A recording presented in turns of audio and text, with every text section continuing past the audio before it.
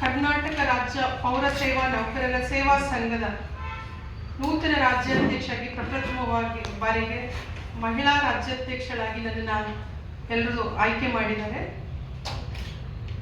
ನನ್ನೆಲ್ಲ ಸಂಘದ ಪದಾಧಿಕಾರಿಗಳು, ರಾಜ್ಯ ಪರಿಷತ್ ಸದಸ್ಯರು, ನನ್ನ ಸಮಸ್ತ ನೌಕರರಿಗೆ ನಾನು ಧನ್ಯವಾದಗಳನ್ನು ತಿಳಿಸ್ತೇನೆ.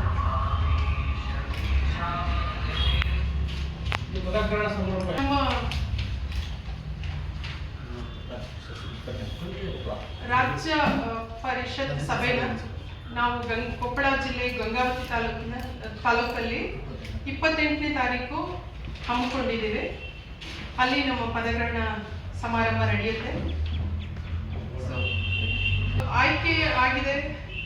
ಸೊ ಮುಂದಿನ ದಿನಗಳಲ್ಲಿ ನಮ್ಮ ನೌಕರರ ಏನು ನ್ಯಾಯಯುತ ಬೇಡಿಕೆಗಳಿದೆ ಅದರ ಸಂಬಂಧ ನಾನು ಎಲ್ಲ ರಾಜ್ಯದ ಮೂಲೆ ನನ್ನ ಆಫೀಸ್ಗಳು ಎಲ್ಲೆಲ್ಲಿದೆ ಅಲ್ಲಿಗೆ ನಾನು ಪ್ರವಾಸ ಕೈಗೊಂಡು ಅವರ ಏನು ಕುಂದುಕೊರತೆಗಳಿದೆ, ನ್ಯಾಯಸಮ್ಮತ ಬೇಡಿಕೆಗಳಿದೆ ಅದರ ವಿಚಾರವಾಗಿ ನಾನು ಎಲ್ಲ ಸರ್ಕಾರದ ಮಟ್ಟದಲ್ಲಿ ಸಮಾಲೋಚನೆ ಮಾಡಿ ಮಾನ್ಯ ಮುಖ್ಯಮಂತ್ರಿಗಳ ಗಮನಕ್ಕೆ ತಂದು, ನಮ್ಮ ಮಿನಿಸ್ಟರ್ಗಳು ಏನಿದ್ದಾರೆ ಅವರ ಗಮನಕ್ಕೆ ತಂದು ನಾನು ಅದನ್ನೆಲ್ಲ ಕಾರ್ಯರೂಪಕ್ಕೆ ತರಕ್ಕೆ ನನ್ನ ಪ್ರಾಮಾಣಿಕ ಪ್ರಯತ್ನ ಮಾಡ್ತೀನಿ ಅಂತ ನಾನು ಇಲ್ಲಿ ಭರವಸೆಯನ್ನು ಕೊಡ್ತಾ ಇದ್ದೀನಿ.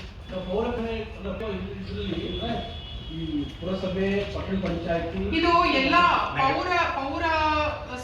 ಪುರಸಭೆ ಅಧಿನಿಯಮಕ್ಕೆ ಏನು ಒಳಪಡುತ್ತೆ, ನಮ್ಮ ಆಕ್ಟ್ 1964 ಏನಿದೆ ಅದರ ಒಳಪಡೋ ಎಲ್ಲ ಇದಕ್ಕೂ ನಾವು ಇದು ಮಾನ್ಯತೆ ಪಡೆದ ಸಂಘ ಆಗಿದೆ.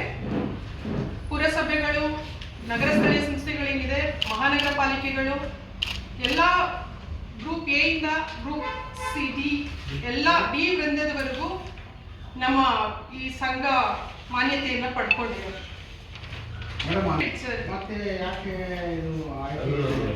ಆಯ್ಕೆ ಸರ್ವಾನುಮತದಿಂದ ರಾಜೀನಾಮೆ ಕೊಡ್ತಾರೆ ಸರ್. ಅವಿರೋಧವಾಗಿ ಆಯ್ಕೆ ಆಗಿದೆ. ಈ ಒಂದು ಸ್ಥಾನಕ್ಕೆ ಬರಬೇಕಾದ್ರೆ ನಿಮ್ಗೂ ಕೂಡ ನಿಮ್ಮ ಬಗ್ಗೆ ಒಳ್ಳೆ ಇದಿತ್ತು ಅವ್ರು ಮಾಡೋದು, ನಿಮ್ಮ ಸೇವೆ ಅವ್ರು ಬೇಕು ಅಂತ. ಮುಂದಿನ ದಿನಗಳಲ್ಲಿ ಅವರ ಕುಂದುಕೊರತೆಗಳನ್ನ, ಅವರ ಬೇಡಿಕೆಗಳನ್ನ ಈಡೇರಿಸ್ತೀನಿ ಅಂತ. ಪ್ರೆಸೆಂಟ್ ಏನೆಲ್ಲ ಬೇಡಿಕೆಗಳಿದೆ, ಆಲ್ರೆಡಿ ಏನೆಲ್ಲ ಕೊರತೆಗಳಿದೆ ಅದರಲ್ಲಿ ಪ್ರಮುಖವಾಗಿ ನೀವು ಯಾವುದನ್ನ ಈಡೇರಿಸಲಿಕ್ಕೆ ಇಚ್ಛಿಸ್ತಾರೆ ಸರ್? ನಮ್ಮ ಇಲಾಖೆಯಲ್ಲಿ ಜ್ವಲಂತ ಸಮಸ್ಯೆ ಅಂದರೆ ಕಳೆದ 25-30 ವರ್ಷಗಳಿಂದ ಏನು ನಮ್ಮ ಪೌರ ಕಾರ್ಮಿಕರು, ಡಿ ಗ್ರೂಪ್ ಅವರು, ಲೋಡರ್ಸ್, ವಾಟರ್ ಸಪ್ಲೈ ಆಪರೇಟರ್ಸ್ ಇದ್ದಾರೆ, ಪೌರ ಕಾರ್ಮಿಕರಿದ್ದಾರೆ, ಇವರೆಲ್ಲ ಕೆಲಸ ಮಾಡ್ತಿದ್ದಾರೆ ದಿನಗೂಲಿ ಆಧಾರದ ಮೇಲೆ, ಟೈಮ್ ಸ್ಕೇಲಲ್ಲಿ, ಹೊರಗುತ್ತಿಗೆನಲ್ಲೆಲ್ಲ ಕೆಲಸ ಮಾಡ್ತಿದ್ದಾರೆ. ಇವರ ಇನ್ನೂ ಸಕ್ರಮಾತಿ ಆಗಿಲ್ಲ. ಅದೊಂದು ದೊಡ್ಡ ಸಮಸ್ಯೆಯಾಗಿ ಹಾಗೆ ಉಳ್ಕೊಂಡಿದೆ. ಈ ನಿಟ್ಟಿನಲ್ಲಿ ನಾವು ಪ್ರಾಮಾಣಿಕ ಪ್ರಯತ್ನ ಮಾಡಿ ಅವ್ರಿಗೊಂದು ನ್ಯಾಯ ದೊರಕಿಸ್ಕೊಡ್ಬೇಕು ಅನ್ನೋದು ನನ್ನ ಮೇನ್ ಧ್ಯೇಯ ಆಗಿದೆ. ಅದರ ಕಡೆ ನಾನು ಗಮನ ಹರಿಸ್ತೀನಿ.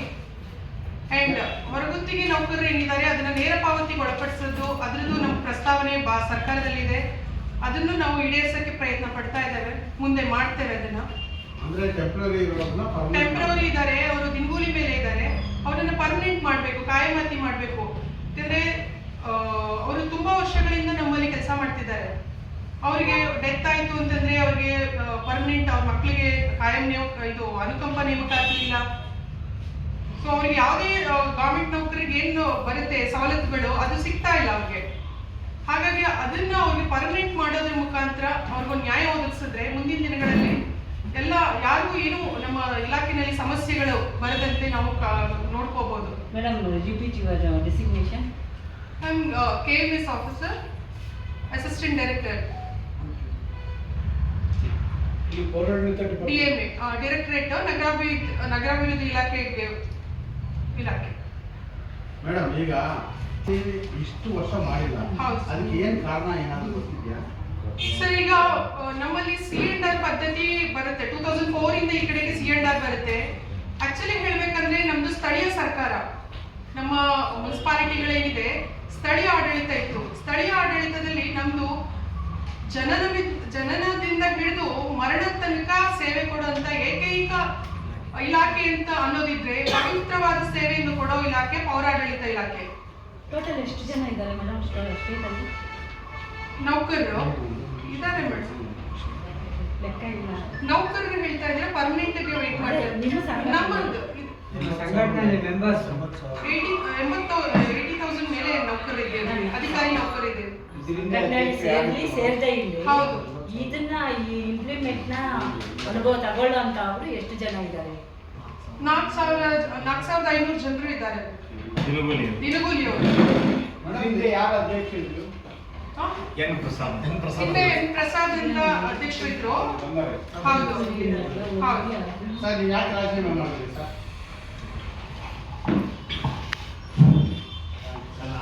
ಮೇಡಮ್ಗೆ ಪೋಸ್ಟ್ ಕೊಡ್ಬೇಕಂತ ರಾಜೀನಾಮೆ ಮಾಡಿದ್ರಾ? ಕರ್ನಾಟಕ ರಾಜ್ಯ ಪೌರಸೇವಾ ನೌಕರ ಸೇವಾ ಸಂಘದ ವತಿಯಿಂದ ಈ ಹಿಂದೆ ಏನು ರಾಜ್ಯಾಧ್ಯಕ್ಷರಾಗಿದ್ದರು ಡಿ ಆರ್ ಸತ್ಯನಾರಾಯಣ ಅವರು, ಸಂಘದ ಸಂಸ್ಥಾಪಕರವರು, ಅವರು ರಾಜೀನಾಮೆಯಿಂದ ತೆರವಾದ ತಕ್ಷಣ ನನ್ನನ್ನು ಹಂಗಾಮಿ ರಾಜ್ಯಾಧ್ಯಕ್ಷರನ್ನಾಗಿ ಘೋಷಣೆ ಮಾಡ್ತಾರೆ. ಸೊ ಈ ಒಂದು ಹಂತದಲ್ಲಿ 4 ವರ್ಷ 3 ತಿಂಗಳು ನಾನು ಸತತವಾಗಿ ರಾಜ್ಯಾಧ್ಯಕ್ಷರ ಸ್ಥಾನದಲ್ಲಿ ಕೆಲಸ ಮಾಡ್ಕೊತ ಬರ್ತಾ ಇದ್ದೆ.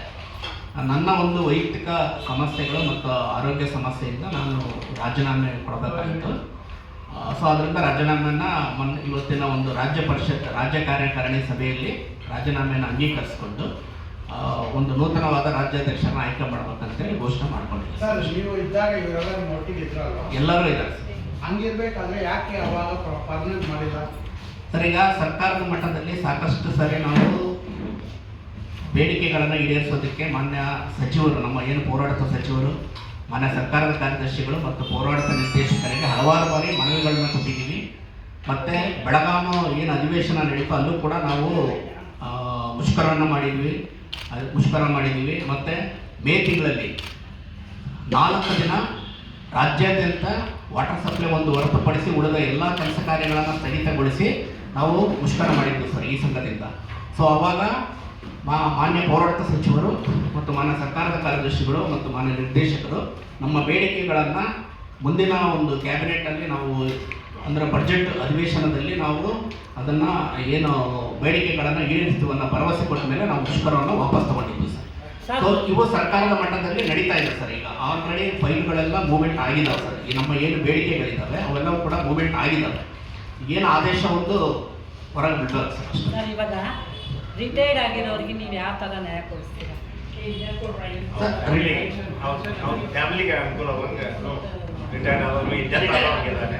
ಸುಮ್ಮನೆ ಹಂಗಲ್ಲ ಮೇಡಮ್, ರಿಟೈರ್ಡ್ ಆದವ್ರನ್ನ ಗುರುತಿಸಿ ಅವ್ರಿಗೆ ಏನು ಉಮಾದೇವಿ ಪ್ರಕರಣದಲ್ಲಿ ಏನು ಅವ್ರನ್ನ ಪರ್ಮನೆಂಟ್ ಮಾಡಬೇಕಿತ್ತು ಅಂತ ಪ್ರಕರಣಗಳಿಗೆ ನಾವು ಪರ್ಮನೆಂಟ್ ಮಾಡಿಸಿ ಅವಲಂಬಿತರಿಗೆ ಅನುಕಂಪದ ನೇಮಕಾತಿ ನೀಡೋ ಮುಖಾಂತರ ಅವ್ರಿಗೆ ನ್ಯಾಯ ದೊರಕಿಸ್ತೀವಿ ಅಂತ ಭರವಸೆ ಕೊಡ್ತೇವೆ ನಾವು. ಯಾಕಂದ್ರೆ ಅವಾಗ ಸ್ಯಾಲ್ರೀಸು ಕಮ್ಮಿ, ಹೌದೌದು ಇವಾಗ 7th ಪೇ ಬರ್ತಾ ಇದೆ. ಹೌದು ಅವರು ಕಷ್ಟನೂ ಬೇರೆ ಇತ್ತು. ಹೌದು. ಇವಾಗೆಲ್ಲ ಮಾಡರ್ನೈಸೇಷನ್ ಆಗಿದೆ. ಅವ್ರದ್ದು ಇವಾಗ ಎಷ್ಟೊಂದು ಜನ ಮರಣ ಹೊಂದಿದ್ದಾರೆ. ಸೊ ಮರಣ ಅವ್ರ ಹೊಂದಿದ್ದಾರೆ. ಮಕ್ಕಳಿಗೆ ಅವರು ಅವಲಂಬಿತರನ್ನ ಗುರುತಿಸ್ಬಿಟ್ಟು ಅವ್ರ ಮಕ್ಕಳಿಗೆ ಅನುಕಂಪದ ನೇಮಕಾತಿ ನೀಡೋದ್ರ ಬಗ್ಗೆನೂ ನಾವು ಪ್ರಸ್ತಾವನೆ ಕೊಟ್ಟಿದ್ದಾರೆ. ಹೌದು ಹೌದು. ಸೊ ಮತ್ತೆ ಇನ್ನೊಂದು ವಿಚಾರ ಅಂತಂದ್ರೆ ನಮಗೆ KGID ಪ್ರಾವಿಷನ್ ಇಲ್ಲ. Only for government, pure government ಸರ್ಕಾರಿ ನೌಕರರಿಗೆ, ರಾಜ್ಯ ಸರ್ಕಾರಿ ನೌಕರರಿಗೆ ಮಾತ್ರ ಫೆಸಿಲಿಟೀಸ್ ಕೊಟ್ಟಿದ್ದಾರೆ. ಬಟ್ ನಾವು KPS ಇಂದ ಬರ್ತೀವಿ, ಎಲ್ಲ ನೇರ ನೇಮಕಾತಿ ಎಲ್ಲ ತರದ ಬರ್ತೀವಿ. ಬಟ್ ಈ ಒಂದು ಸವಲತ್ತಿಂದ ವಂಚಿತರಾಗಿದ್ದೇವೆ. ಅವರಿಗೆ ಗೌರವಧನ ಅಂತ ಬರ್ತಿತ್ತು. ಹೌದು. ನಿಮ್ಗೆಲ್ಲ ಸ್ಯಾಲ್ರೀಸ್ ಬರುತ್ತೆ. ಇದು- ಅವರಿಗೆ ಯಾವಾಗ ಗೌರವಧನ ಅಂತ ಬರುತ್ತೋ ಅವ್ರು ಎಲ್ಲಾದ್ರಲ್ಲೂ ಪಾಪ ವಂಚಿತ, ಹೌದು. ಕೆಲಸ ಜಾಸ್ತಿ ಇರುತ್ತೆ. ಏನೇ ಬಂದ್ರು KGID ಕೇಳ್ತಾರೆ, KGID ನಂಬರ್ ಕೇಳ್ತಾರೆ. ಇಂಥ ಸಂದರ್ಭದಲ್ಲಿ ನಮಗೆ ಆಕ್ಚುಲಿ ಆರೋಗ್ಯ ಸಂಜೀವಿನಿ ಅಂತ ಏನು ಯೋಜನೆ ಇದೆ ಅದನ್ನ ನಾವು ಸ್ವಚ್ಛತಾ ಏನು ನಮ್ಮ ಸೈನಿಕರಿದ್ದಾರೆ ಅವ್ರಿಗೆ ಅದನ್ನ ಎಕ್ಸ್ಕ್ಲೂಸಿವ್ ಆಗಿ ಕೊಡ್ಬೇಕಾಗಿದೆ. ಹೌದು. ಬಟ್ ಅದು ಆಗ್ತಾ ಇಲ್ಲ. KGID ನಂಬರ್ ಕೊಡಬೇಕಾದ್ರೆ ಪರ್ಮನೆಂಟ್ ಆಗಬೇಕು. ಸರ್, ಪರ್ಮನೆಂಟ್ ಆಗಿರೋರ್ಗೂ ಆ ಫೆಸಿಲಿಟೀಸ್ ಇಲ್ಲ ಸರ್. ಇಲ್ಲ, ಪರ್ಮನೆಂಟ್ ಆದ್ರೆ KGID ನಂಬರ್ ಕೊಡ್ತಾರೆ. ಸರ್, KGID ಕೊಡೋದು ನಮ್ಮನ್ನ ಏನಂದರೆ ಸ್ಥಳೀಯ ಸಂಸ್ಥೆ ನೌಕರರಾಗಿರೋದ್ರಿಂದ ಅರೆ ಸರ್ಕಾರಿ ನೌಕರರು ಅನ್ನೋ ತರದಲ್ಲಿ ನಮ್ಮನ್ನ ನಿಲ್ಲಿಸ್ತಾ ಇದ್ದಾರೆ. ಸರ್ಕಾರಿ ನೌಕರರು ಅಂದ್ರೆ ಕೊಡಲ್ಲ. ಪೂರ್ಣ ಪ್ರಮಾಣದ ಸರ್ಕಾರಿ ನೌಕರರು ಅಂತ ಹೇಳಿದ್ರೆ ಸ್ಥಳೀಯ ಸಂಸ್ಥೆಗಳಿಗೆ ಅಟ್ಯಾಚ್ ಮಾಡಿದ್ರೆ ಕೊಡಲ್ಲ. ನಿಮ್ಮನ್ನ actually employees of the urban municipal corporation municipal development ಮಾಡಿದ್ರೆ ಅವಾಗ ಕೊಡ್ತಾರೆ. ನೀವು ಅದು ಇಲ್ಲ ಮಾಡಿಲ್ಲ. ಸರ್, ನಮ್ಮಲ್ಲಿ ಅದೆಲ್ಲ ಸಂಸ್ಥೆಗಳಿದೆ ಸ್ವಲ್ಪ. ಹಾಗಾಗಿ ಆರೋಗ್ಯ ಸಂಜೀವಿನಿ ನಮಗಿಂತ ಹೆಚ್ಚಾಗಿ ನಮ್ಮ ಡಿ ಗ್ರೂಪ್ ನೌಕರು ಏನು ಸ್ವಚ್ಛತಾ ಕಾರ್ಯದಲ್ಲಿ ತೊಡಗಿದಾರಲ್ಲ ಅವ್ರಿಗೆ ಇಂಪ್ಲಿಮೆಂಟ್ ಮಾಡಬೇಕಾಗಿರೋದು. ಯಾಕಂದ್ರೆ ಅವರು ಸ್ವಚ್ಛತೆಗೆ ಒತ್ತು ಕೊಟ್ಟು ಎಲ್ಲ ಕೆಲಸ ಕಾರ್ಯಗಳನ್ನ ಮಾಡ್ತಿರ್ತಾರೆ. ಅವ್ರಿಗೆ ನಾವು ವಿಸ್ತರಿಸ್ಬೇಕು. ಇವಾಗ ಅದು ಮಾಡಕ್ ಹೋದ್ರೆ KGID ಸಮಸ್ಯೆ ಆಗ್ತಾ ಇದೆ, ನಂಬರ್ ಕೇಳ್ತಾ ಇದೆ, ಭರವಸೆ ಕೊಡ್ತಾ ಇಲ್ಲ ಸರ್. ನಾನು ಭಾಷೆ ಕೊಡ್ತಾ ಇದ್ದೀನಿ ನನ್ನ ಸಮಸ್ತ ನೌಕರ ಬಂದವ್ರಿಗೆ. ನಾನು ಏನು ನನ್ನ ಗುರಿಗಳನ್ನ ಇಟ್ಕೊಂಡಿದ್ದೀನಿ, ನನ್ನ ದಿನಗೂಲಿ ನೌಕರರ ಸಕ್ರಮಾತಿ ಇರ್ಬೋದು, ಆರೋಗ್ಯ ಸಂಜೀವಿನಿ ವಿಸ್ತರಣೆ, KGID, ಇದ್ರ ಕಡೆ C&R ರೂಲ್ ತಿದ್ದುಪಡಿ, ಕಾಲಕ್ಕೆ 3 ವರ್ಷಕ್ಕೆ ಸರ್ಕಾರದ ಆದೇಶ ಹೇಳುತ್ತೆ ತಿದ್ದುಪಡಿ ಆಗ್ಬೇಕು ಅಂತ. ಆದ್ರೆ ನಮ್ಗೆ 14 ವರ್ಷದಿಂದ C&R ತಿದ್ದುಪಡಿ ಆಗ್ಲಿಲ್ಲ. ಎಷ್ಟೊಂದು ಕ್ಯಾಡರ್ಗಳಿಗೆ ನ್ಯಾಯ ಇಲ್ಲ, ಅವ್ರಿಗೆ ಪ್ರಮೋಷನ್ಸ್ ಇಲ್ಲ, ಅದೇ ಹುದ್ದೆನಲ್ಲಿ ರಿಟೈರ್ಡ್ ಆಗ್ತಿದ್ದಾರೆ. ಖಾಲಿ ಹುದ್ದೆ ತುಂಬ್ತಾ ಇಲ್ಲ. ನಮ್ಮ ನೌಕರರೇ ಅಡಿಷನಲ್ ಚಾರ್ಜಸ್ ಹಾಕೊಂಡು ಕೆಲಸ ಮಾಡ್ತಿದ್ದಾರೆ. ಎಲ್ರಿಗೂ ಹೆಚ್ಚಿನ ಹೊರೆ ಇದೆ, ತುಂಬಾ ಪ್ರೆಷರ್ ಅಲ್ಲಿ ಕೆಲಸ ಮಾಡುವಂತ ಪರಿಸ್ಥಿತಿ ನಿರ್ಮಾಣ ಆಗಿದೆ. ಯಾವ ಸ್ಟೇಟ್ ಅಲ್ಲಿ ಕರೆಕ್ಟ್ ಆಗಿ ಇವರಿಗೆ ನ್ಯಾಯ ಸಿಕ್ಕಿರೋದು ಒಂದು ಸ್ಟೇಟ್? ಸರ್ ಮೇಡಮ್, ನನಗೆ ನನ್ನ ಸ್ಟಡಿ ಪ್ರಕಾರ ಮಹಾರಾಷ್ಟ್ರ ಕಾರ್ಪೊರೇಷನ್ಸ್ ಅಲ್ಲಿ ಏನಿದೆ, ಅಲ್ಲಿ ಮಹಾರಾಷ್ಟ್ರ ಮುನ್ಸಿಪಲ್ ಆಫೀಸಸ್ ಏನಿದೆ, ಡೈರೆಕ್ಟರೇಟ್ ಇದೆ, ಅಲ್ಲಿದು ಸಂಬಂಧಪಟ್ಟಂತೆ ಎಲ್ಲವೂ ಸರಿಯಾಗಿ ನಡೀತಾ ಇದೆ ಅನ್ನೋದು ನಮ್ಮ ಮಾಹಿತಿ ಬಂದಿದೆ. ಏಜೆನ್ಸಿಗಳು ಮೂಲಕ ಸ್ಯಾಲರಿ ಕೊಡ್ತಾರೆ. ಹೌದೌದು. ಈಗ ನಿಮ್ಮನ್ನ 20 ಸಾವಿರ ಫಿಕ್ಸ್ ಮಾಡಿ ಅವರ 5 ಕೊಡ್ಕೊಂಡು ಅವ್ರ ತುಂಬಾ ಕೊಡ್ತಾರೆ, ಪಾಪ ಬಾಳ್ತಾರೆ. ಇಲ್ಲ ಸರ್, ಅದನ್ನ ಇವಾಗ ನೇರ ಪಾವತಿಗೆ ಒಳಪಡಿಸಬೇಕು ಅಂತ ಹೇಳ್ಬಿಟ್ಟು ನಾವು ಇವಾಗ ಪ್ರಸ್ತಾವನೆ ಕಳಿಸಿದ್ದೇವೆ ಸರ್. ಹೌದೌದು, ಡೈರೆಕ್ಟ್ ಆಗಿ ಏಜೆನ್ಸಿ ಕೊಡಲ್ಲ, ಏಜೆನ್ಸಿ ಥ್ರೂ ಇಲ್ಲ, ಇನ್ನು ಆ ಪದ್ಧತಿ ರದ್ದಾಗಿದೆ. ಹೌದೌದು, ಅಲ್ಲಿ ಕಮಿಷನ್ಸ್ ಏನೇನು ಹೋಗ್ತಾ ಇತ್ತು ಅದೆಲ್ಲ ತಪ್ಪಿದೆ. ನೇರ ಪಾವತಿ ಒಳಪಡಿಸೋ ಏಜೆನ್ಸಿಗಳು ದಂಧೆ ಮಾಡ್ಕೊಂಡಿದ್ದಾರೆ. ಹೌದು ಸರ್, ಹೌದು. ಬಜೆಟ್ ಪೂರ್ವಭಾವಿ ಸಭೆ ನಡೀತಾ ಇದೆಯಲ್ಲ, ಕೊಟ್ಟಿದ್ದೀರಾ? ಹೌದು ಸರ್, ನಾವು ಇವಾಗ ಪೌರಸೌಧ, ನಮ್ಗೆ ಮೇನ್ ಬಿಲ್ಡಿಂಗ್ ಇಲ್ಲ ನಮ್ಗೆ ಇಲಾಖೆಗೆ. ಪೌರಸೌಧ ನಿರ್ಮಿಸ್ಬೇಕು, ನಮ್ದೇ ಇಷ್ಟು ದೊಡ್ಡ ಇಲಾಖೆ ಆಗಿರೋದ್ರಿಂದ ಪೌರಸೌಧ ಒಂದು ಬಿಲ್ಡಿಂಗ್ ಅವಶ್ಯಕತೆ ಇದೆ, ಪರ್ಮನೆಂಟ್ ಬಿಲ್ಡಿಂಗ್ ಅನ್ನೋದು ನಮ್ಮ ಉದ್ದೇಶ. ಪೌರಸೌಧ ಅವಶ್ಯಕತೆ ಯಾಕಂದ್ರೆ